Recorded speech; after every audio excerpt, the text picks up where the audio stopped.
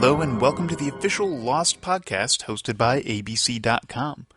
Well, as promised, we are back with another podcast before the launch of Season 4, and today we are joined by executive producers Damon Lindelof and Carlton Cuse, and they have a special surprise or two for you guys to celebrate the anniversary of the crash of Flight 815. Here they are. Hello, Damon. Hi there, Carlton. Well, welcome to this very special, surprise, unannounced, heretofore never existed podcast. Is that why you're wearing that party hat? Because it's a surprise podcast? That's exactly it, Damon. Well, color me surprised. And would you like to tell everybody why we're having a special surprise podcast today? Well, because Carlton, on September 22nd, yes, September 22nd, 2004, Oceanic 815 crashed into areas unbeknownst to the public at large, and we are now celebrating that anniversary with a surprise podcast. The 3-year anniversary of the crash of Oceanic 815. Wow, I can't believe that they've been missing for 3 years already. And yet, on the island, it hasn't really been 3 years, has it? I mean, yeah, break that down for me. How many days has the show actually taken place over now? I think as of the end of the third season of the show, they had been on the island somewhere in the neighborhood of 100 days. Wow. So it was like So it's kind of coming up on Christmas on the island. Yeah, exactly. It's sort of like mid-December, and you wouldn't know it. No. But no snow. Of course, the show itself spans a time period much more intensive than that because, starting all the way back, I think the earliest flashback that we've shown so far is Ben being born, which probably happened in the mid 1960s in near outside Portland, Washington, and the I think it was Portland, Oregon. Oh yes, Portland, Oregon. It's right near Portland, Washington. There was no temporal time shift of Portland into the state of Washington. Now Don't worry, Oregonians. You are fully aware of my knowledge of the 48 states. In any case... this is why he's not on the Miss Teen America pageant. I know.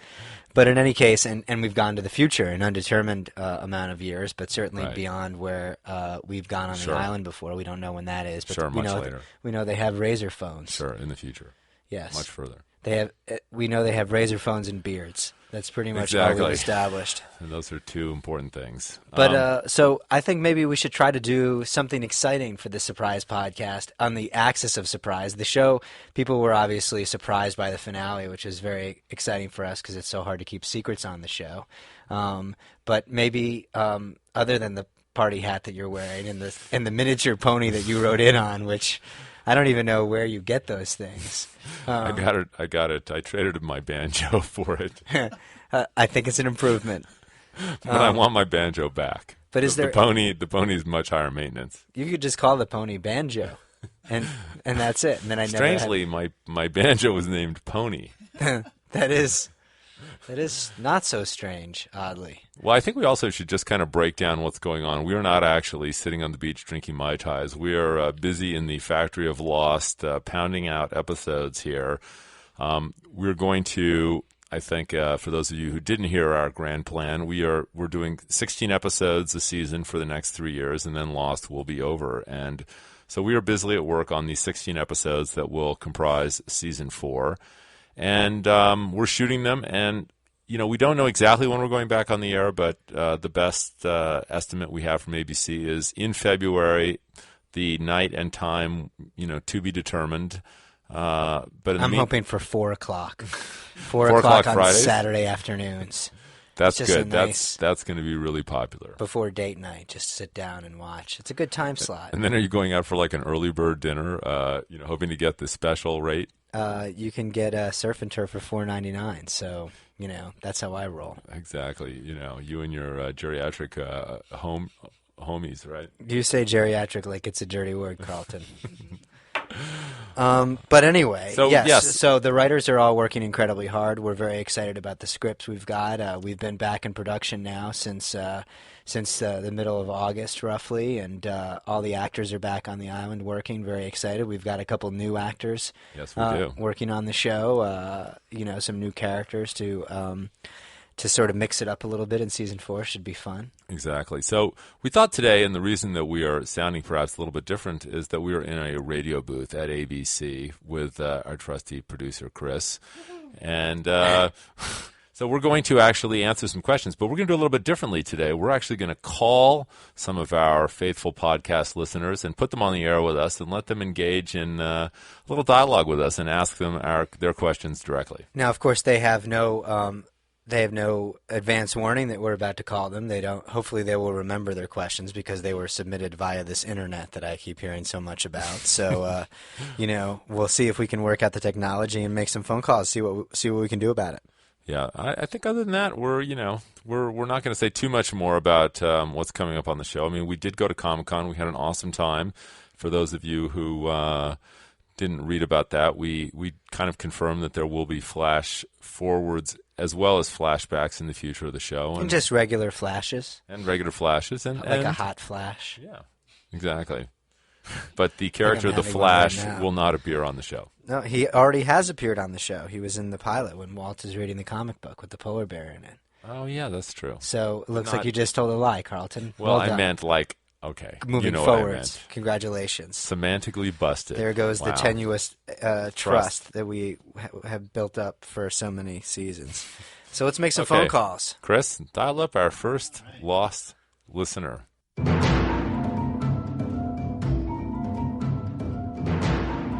Hi, Daphne. Oh, my God. Hi, Daphne. How are you? How are you guys? This is unreal. By the way, you have the greatest name. Oh, thank you. Yeah, will you explain the origins? Well, the last name is my married name. Don't know where the origin is. Yeah. And my first name, thank my parents. I don't really know where the origin of my name is. I think Daphne is a Greek name. You know what? It is. You're right. It feels like it was like one of the. She was a goddess, I think. One of the nymphs, You never asked your husband what the origins of Kick Lighter were? No, because we got divorced so quickly after we were married. I didn't have time. Oh, that's a bummer. But look, at least you got a cool name. Thanks. Let's go down that road, Damon. Thanks a lot. That's really nice. Well, you asked the question. But so basically, here's what's going on. We are having a surprise podcast to commemorate the 3-year anniversary of the crash of Oceanic 815. Right. Crashed on September 22nd, 2004. Although the people on the island have only been there about 100 days, we figured we would answer some fan questions in person. And going through the massive stack, yours really jumped out at us, and you probably don't have them in front of you. But even if off the top of your head you wanted to ask Carlton and I, she could be carrying them around. You could have them in your pocket. I think that one of the first one I asked, of course, was about the dreaded triangle. It was about have you guys from the very beginning had a definite plan as to Sawyer or Jack as far as Kate goes, or do you sort of listen to the audience and the internet, polls and stuff like that? All right, or have you, Well, Daphne, we have to out you. Are you a jader or are you a skater? I am a big-time jader. Oh, wow. Uh-oh, is that bad? No, it's wonderful. I mean, we will say this. One of us is a skater and one of us is a jader, but we will not reveal who is who. Okay. That doesn't. We've both agreed on who she's ultimately going to end up with. Okay. Yeah. But that doesn't. Good. I just wanted to know because all the stuff. I don't know if you know all the stuff that goes on the internet and the skater and jader wars or whatever. What's the internet? But believe it or not, we've been getting mail. We've been getting crazy. Actual mail, letters. Like, which I didn't have even you know been existed. getting like sewing kits? Yes. And skateboards from Brazil. No skateboards. I have people send me emails asking me for money because they want to send you sewing kits and all sorts of little things like that to let you know that the jaders are still here. Please know that it's certainly not a resolved situation by any means. Right. There's many more chapters of this story to come. Yeah, this is, while we're on the phone with Daphne, this is actually a good place to sort of officially confirm, although we sort of mentioned it in passing at Comic-Con, that the flash forward that we see between Jack and Kate at the end of the season 3 finale is not by any means the end of the show. Right. It does happen in the future when they get off the island, but there is still a whole lot of story to tell beyond that. So although things look grim for them, so amazing. There's more to come. Oh, There is more to good. come. You guys, this is unreal. I am so psyched that that I'm talking to you guys. It's we're very psyched to be talking to you. Oh, Yeah. sure you are. So, Daphne, what's your next question? Oh, my next question was, as far as the fast forward goes that we saw at the end of season 3, is that a definite occurrence that takes place, or is that something that is one possible future that could very possibly be changed if Jack makes it back to the island to maybe be able to change whatever happened? We're not big fans of the idea of sort of multiple futures. Okay. And I think that it kind of robs the story of its stakes in a certain way. So, we're working very hard to kind of basically maintain the future is the future, and it's not, we're not going to go back and sort of recast the future by affecting events in the past and then all of a sudden having a completely different future. Okay. we're not saying that, time and space-time and the ability to sort of travel through time is not going to continue to be a motif on the show. Right. But sort of everything we have to say about, what the effects of time traveling are is in flashes before your eyes, specifically in the scene between Desmond and Ms. Hawking. The rules that she basically explains to Desmond are the rules that we basically live by in the writer's room. I know there are other shows on the air that engage in time travel, whether they be Daybreak I don't watch or, any other shows. Journeyman or Heroes or whatever. But basically the future is fixed. And not parallel futures. That's right. It's Jack and Kate are going to get off the island, and Jack is really that miserable. and he is going to grow. He is going to grow a very large beard. And, oh no! Yeah, and buy a razor That's phone. fine with me. yeah. All those things are going to happen. You like Jack with the beard? I like Jack anyway. Oh, good. Excellent. Where are you, by the way, Daphne? Where do I live? Yes. I live in Sarasota, Florida. Wow. Oh, very nice. Yeah. Not knowing much about the geography of Florida, other than where Miami and West Palm Beach I'm are. about 4 hours. I'm about 4 hours She's on south. 4 hours north of Miami. And you're on the Gulf Coast. Yeah. I've actually been to Sarasota. How Really? close are you to Tallahassee? Oh gosh, I'm about maybe 6 hours. Good. Have you ever been there? Yeah. Mhm. What do you think? I don't. I'm not. I was born here in Sarasota, so I'm not a big Florida lover. Right. Well, there you go. All right, Daphne. Thanks so so much. much. Have a good great day. You too. Bye-bye. Bye.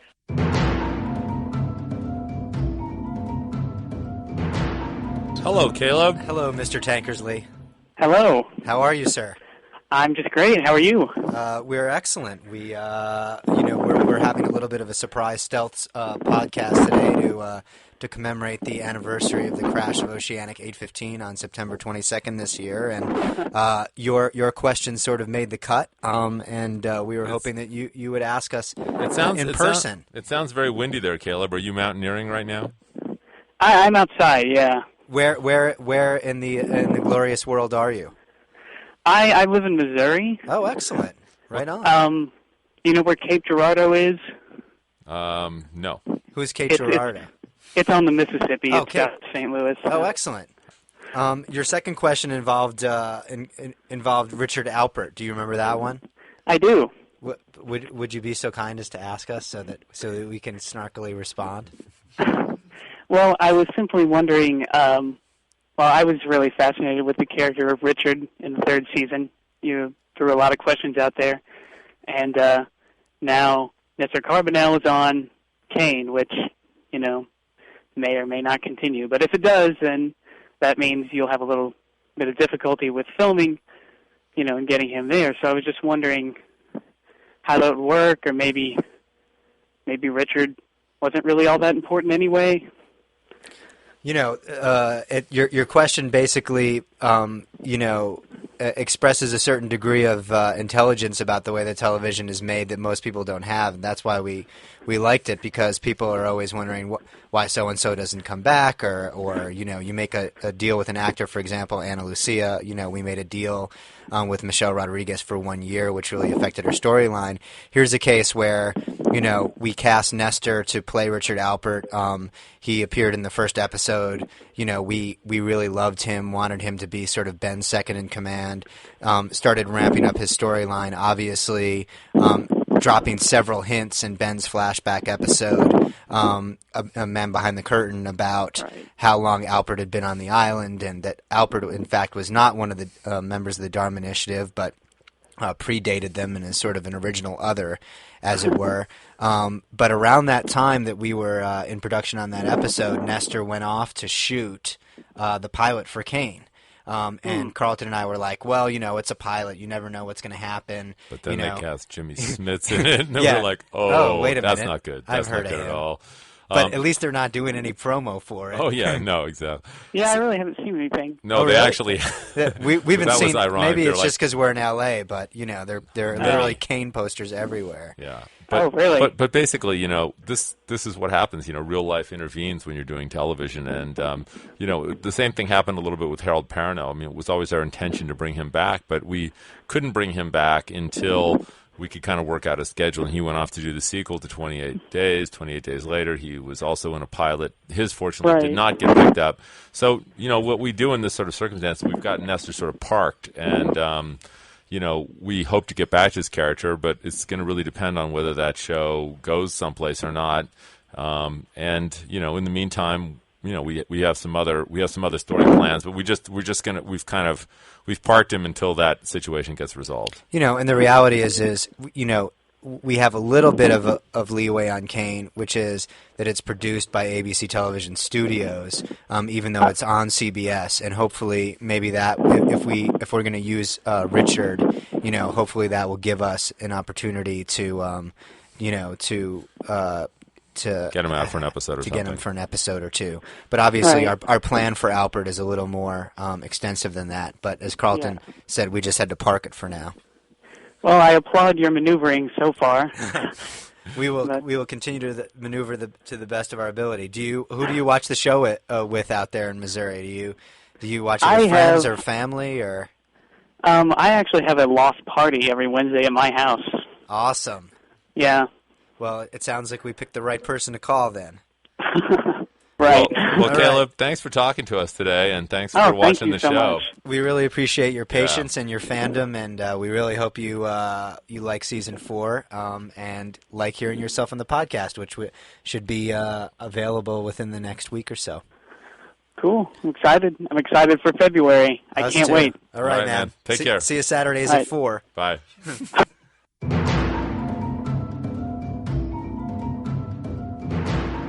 Hey, Ryan, this is Carlton and Damon. Welcome to the official Lost podcast. We read your questions. We thought they were great, and we wanted to ask you to ask us those questions live for our podcast.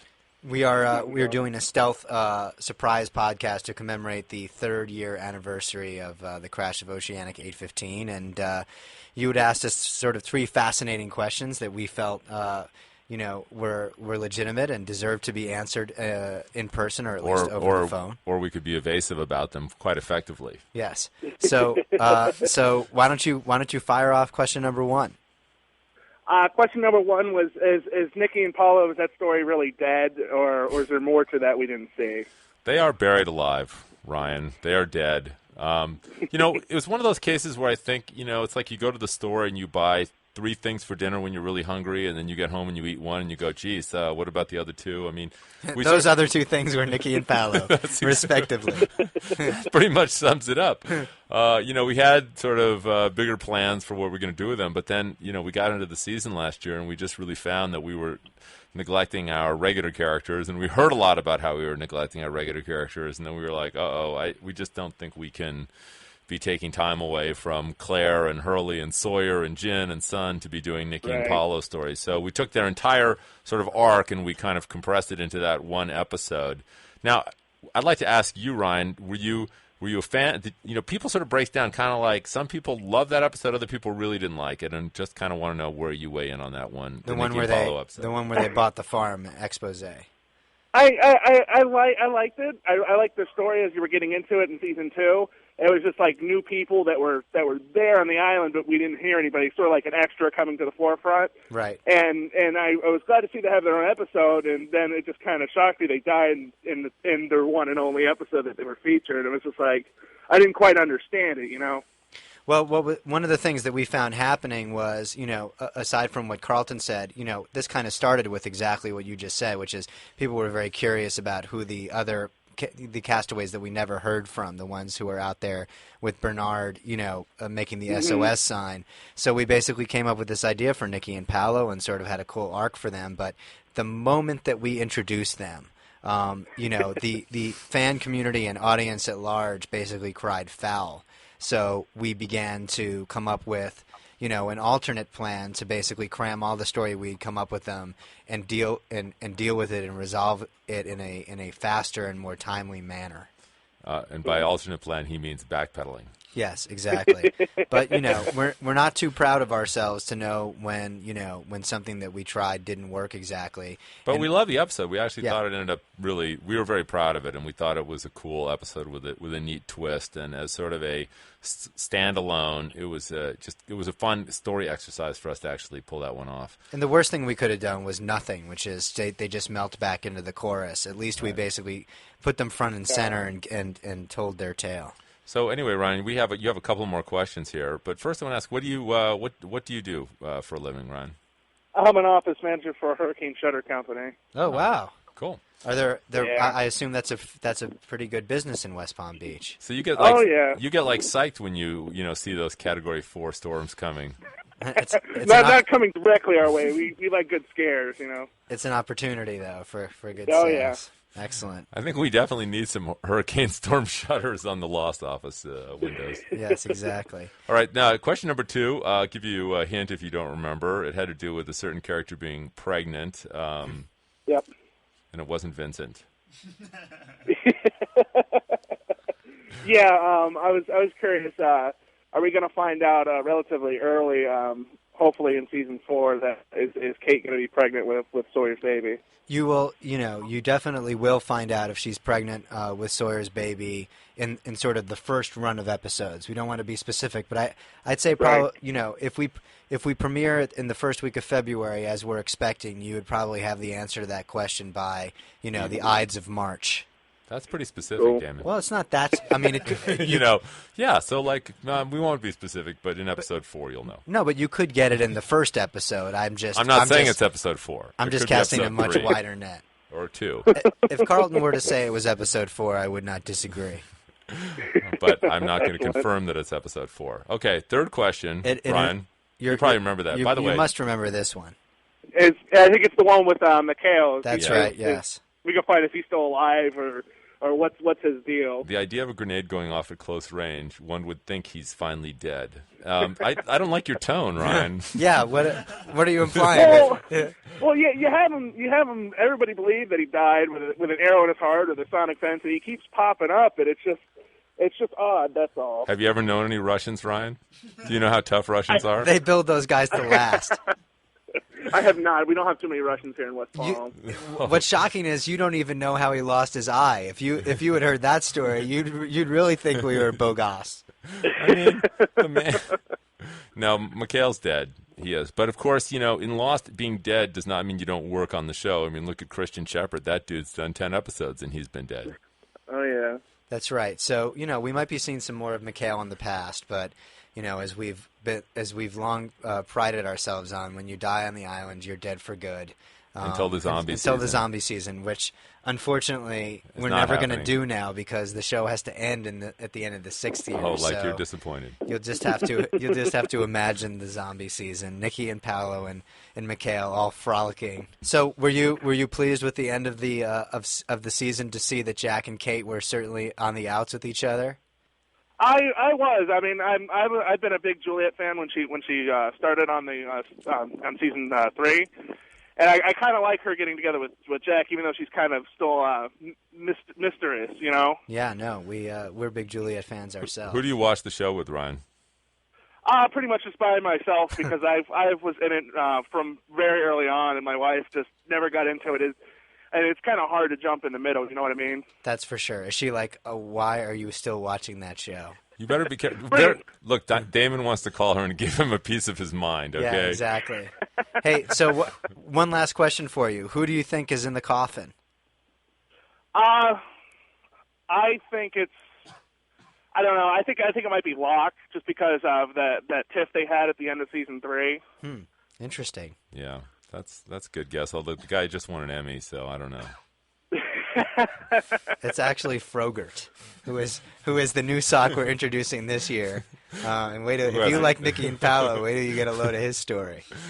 Well, Ryan, we'll let you get back to work there. Thanks so much for talking to us today. And thanks I for appreciate watching your the call. show. We really appreciate it. All right, man. No, Bye. have Bye. a good one. Well, what did you think about calling viewers live, Damon? Did you think that was good? I thought it was awesome to sort of reach out, and everybody seemed really excited. And we're still 5 months away from the premiere of the show, so We're hoping to do this on video at some point, but Chris is working on the technology for that, and we hope that'll be happening as we begin doing our weekly podcasts and season 4 gets ready to start. and you'll be able to wear your new hat. Exactly, and play the banjo live. Very exciting. I can't wait to see that. You'll have to wear your pants though. I think we need to. What we're going to do, we are now vowing to you in this. We're going to come up with some good new inside jokes. Yeah, for those season other ones 4. are done. I feel that's it. That's it. The last you're going to hear of them is on. I feel the banjo and the pants wearing has gone the way of the tail section. It is time They're to move done. on. Okay. And come up with some good new gags. People might not like them, but they'll be new. but at least they'll be new. Like new Coke. Yeah, exactly. I like new Coke. Yeah. All right, man. Well, thanks, Damon. I'll see you soon.